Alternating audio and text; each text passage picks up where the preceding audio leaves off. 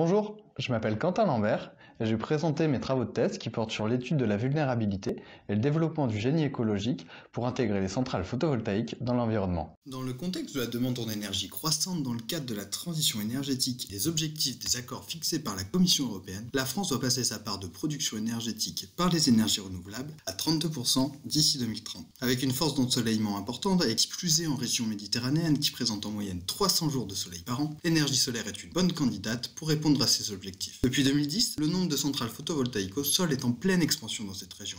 Mais pour que celle-ci soit rentable, des surfaces importantes de plusieurs hectares sont nécessaires. Qui dit forte emprise foncière dit modification et destruction des habitats, rupture des corridors, en somme, des impacts importants sur l'environnement. Outre ces surfaces, la présence même des panneaux au sein de centrales impacte le milieu sur lequel ils se trouvent.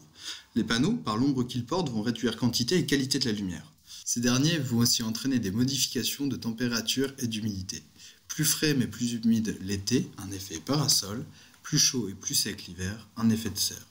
Ces modifications peuvent alors altérer la structure des communautés végétales, de faune du sol et les propriétés du sol. Pour que les énergies renouvelables, et donc les centrales solaires, soient en adéquation avec la transition énergétique, c'est-à-dire qu'elles ne causent pas plus d'impact négatif sur l'environnement qu'elles n'apportent de bénéfices, il est nécessaire de les intégrer au plus dans l'environnement en proposant des techniques de restauration écologique qui tiennent compte de la présence des panneaux. Mais pour que la restauration soit efficace, il faut dans un premier temps connaître et comprendre ces impacts qui ne sont aujourd'hui encore que peu étudiés.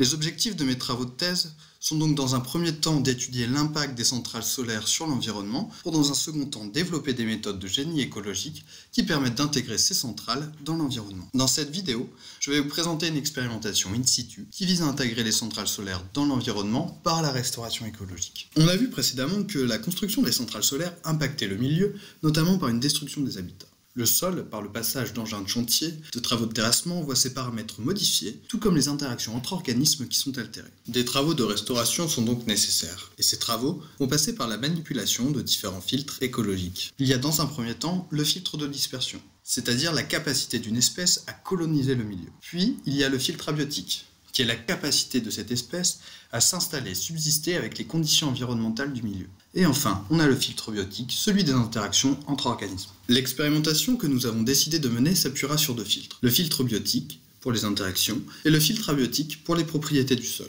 Pour travailler simultanément sur ces deux filtres, nous avons fait appel à une espèce ingénieure, c'est-à-dire une espèce qui façonne son environnement. Cette espèce est le ver de terre, qui permet d'améliorer la structure du sol et ainsi d'accroître la circulation des fluides, la disponibilité des nutriments et donc les activités biologiques. De plus, les vers de terre vont stimuler les communautés microbiennes grâce à un mucus qu'ils sécrètent lors de la digestion de la matière organique issue des litières. Ces communautés microbiennes ont différentes fonctions dans le sol. Elles vont pouvoir réguler la dynamique des cycles biogéochimiques, mais aussi accroître l'assimilation des nutriments par les plantes. Les travaux de restauration par les interactions plante-plante peuvent aussi faciliter le rétablissement de l'espèce cible.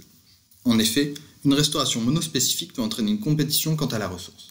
L'ajout d'espèces végétales permet alors une diversification des demandes en ressources, et donc un partage de ressources qui produit un effet non additif. Nous avons donc pour objectif dans cette expérimentation d'évaluer la croissance d'une espèce cible, Brachypodium retusum, la colonisation des sols par la mésofaune et le rétablissement des fonctions microbiennes en fonction des interactions entre des vers de terre, notre espèce ingénieure, différents assemblages de végétation qui varient par leur composition, le nombre d'espèces et les conditions microclimatiques induites par les panneaux photovoltaïques. Nous supposons que la présence des vers de terre facilitera le développement des communautés végétales, les activités microbiennes et la colonisation de la mésofaune, en somme, les activités biologiques du sol. Dans un second temps, l'augmentation de la richesse végétale est supposée limiter la compétition à la ressource et donc de favoriser le développement des espèces ainsi que l'activité de la biodiversité du sol. Troisièmement, on suppose que l'effet croisé entre l'espèce ingénieure et l'augmentation de la diversité végétale va favoriser le développement de nos communautés végétales et la biodiversité des sols. Enfin, on suppose que les conditions microclimatiques créées par les panneaux photovoltaïques vont moduler les conséquences et résultats de ces interactions. La mise en œuvre de cette expérimentation a commencé en octobre 2019 par un prélèvement de sol à l'intérieur de la centrale qui servira par la suite à la confection de nos mésocosmes. S'en est suivi, en janvier 2020,